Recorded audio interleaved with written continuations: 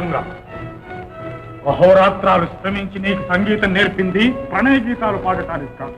నిత్య దరిద్రంతో నిరంతర బాధాపరితత్తులు నిర్జీవంగా జీవిస్తున్న ప్రజానికానికి, ఈ ప్రపంచానికి నువ్వు ఒక మహోపకారం చేస్తావని ఆశించు. అపూర్వము అద్వితీయ శక్తి సంపన్నమైన శారదాపీఠాన్ని సాధిస్తావని ఎన్నో కలలుగంటున్నా. శారదాపీఠం ఎప్పుడూ ఆ మాట చెప్పలేదే? చెప్పకపోవడమే తప్పయింది. విను, ఒకప్పుడు హిమాలయాల్లో నివసించే చిరంతపుడనే సిద్ధుని వద్ద నేను, అభేరి అనే యువకుడు సహాధ్యాయులుగా ఉండేవారు. ఆ సిద్ధుని వద్దనే మేము సర్వ విద్యలు నేర్చుకున్నాం. ఒకనాడు మా గురువు గారు మాకు పాఠాలు చెబుతుండగా ఉత్తుంగ శిఖరాలపై నుండి ఉవ్వెత్తుగా లేచిపడే గంగా ప్రవాహంలో జాజ్వల్యమానంగా ప్రకాశించే ఒక పీఠం కిందికి జారిపడడం మేము గమనించాం. అదేమిటని మా గురువు గారిని ప్రశ్నించాం. జ్ఞాన దృష్టితో దాని చరిత్రను తెలుసుకున్న మా గురువు గారు అది అపూర్వ శక్తి సంపన్నమైన శారదాపీఠమని, స్వార్థబుద్ధితో దాన్ని సాధిస్తే సర్వం సహా చక్రవర్తిని చేస్తుందని, పరార్థ చింతనతో దాన్ని ప్రయోగిస్తే ప్రజాక్షేమం కలుగు చేస్తుందని చెప్పి ఆ పీఠాన్ని సాధించమని ఆదేశించారు. అయితే ఆ పీఠం సంగీత శాస్త్ర కోవిదుడు, సాహసవంతుడు, అయోనిజుడు అయిన వారికే సాధ్యపడుతుందని సెలవిచ్చారు. అయోనిజుడు? అవును. అయోనిజుని కోసం అన్వేషించడంలోని నా జీవితంలోని అమూల్యమైన వసంతాలు ఎన్నో గడిచిపోయాయి. చివరకు నువ్వు దొరికావు. నీ ద్వారా ఆ పీఠాన్ని సాధించాలనే సత్ప్రయత్నంలో నా సర్వ సౌఖ్యాలు త్యజించాను. కానీ ఏం లాభం? నాన్నగారు, ఆవేదన పడకండి. మీ ఆజ్ఞ శిరసా వహిస్తాను. ఆ శారదాపీఠం ఎక్కడున్నా సాధించి మీకు సమర్పిస్తాను. నా మాట నమ్మండి. సారంగా, నీ మీద నాకు ఆ నమ్మకం ఉంది నాయన. నాన్నగారు, ఇప్పుడు ఆ అభిరి ఎక్కడున్నాడు? ఎక్కడున్నా పట్టిన పట్టు విడవని చండశాసనం. శారదాపీఠాన్ని సాధించే ప్రయత్నంలోనే.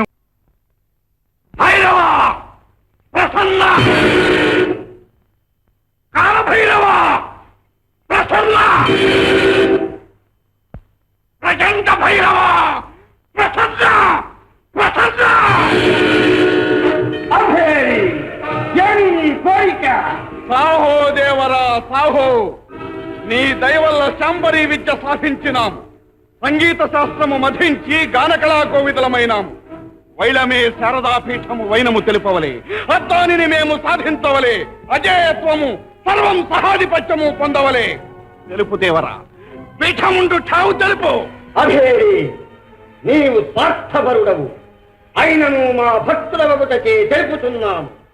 ఆ పీఠం పాతాళలోకమున ఆనంద భైరవి ఆలయమున సప్తస్వర సోపాన మంటపమున ప్రక్షిప్తమయ్యున్నది. అతడికి పోవు మార్గమేమి దేవరా? అభేద్యము అతి భయంకరము అయిన రిషభ గాంధారగిరులను దాటి కామసుందరీదేవిని మెప్పించిన మార్గము దొరకును. అచ్చరే, ఆ పీఠము తెచ్చుటకు మేము వెళదాం. దేవర దీవెన వీయవలే. మూర్ఖుడా, అయోనిజులకు తక్క అన్యులకు ఆ పీఠము వశము కాదని ఆనాడు నీ గురువు చెప్పిన మాట మరచితివా? అమే శక్తి సంపన్నుడవైన నిన్ను మెప్పించిన ఈ అభేరికి సాక్ష్యము కానిదేమున్నది? అత్తానిని మేమే సాధించడం అసంభవం. నీలే కాదు, నీ తలలో జేజేరైనను అతడికి పోలేదు. అది విధి నిర్ణయం. నీ ఆశయము సిద్ధించవలెనన్న హఠము మాని అయోనిజునికై అన్వేషింపుము. అసలనే చేస్తాం.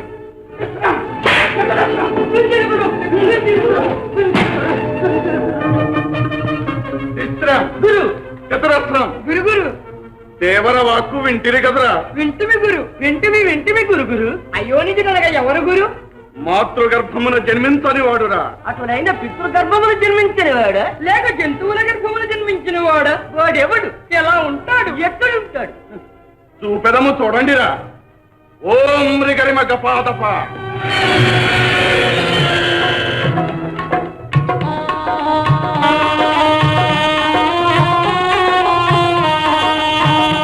అచ్చరే, అయోనిజుడు చిక్కినాడురా.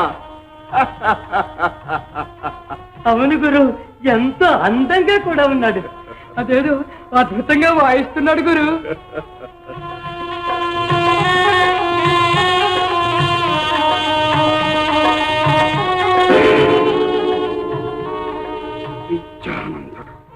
అచ్చరే చిక్కినటులే చిక్కి చేయి దారినాడురా.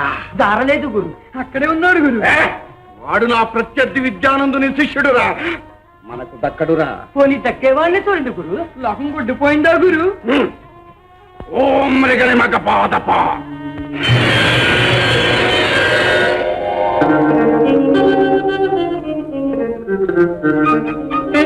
గురు ముద్దు గుమ్మ, బంగారు గుమ్మ. అక్కరకు రాదురా. ఆ శారదా పీఠము సాధించుటకు సాహసవంతుడు సంగీత విద్వాంసుడు అయిన యువకుడే కావలెనురా. గురు గురు, ఆ దృశ్యాన్ని చెరపకండి గురు. ఆ సుందరాంగిని మరి కొంతసేపు చూడనివ్వండి గురు. కోటక బ్రహ్మచారులకే కన్ను చెదరనా?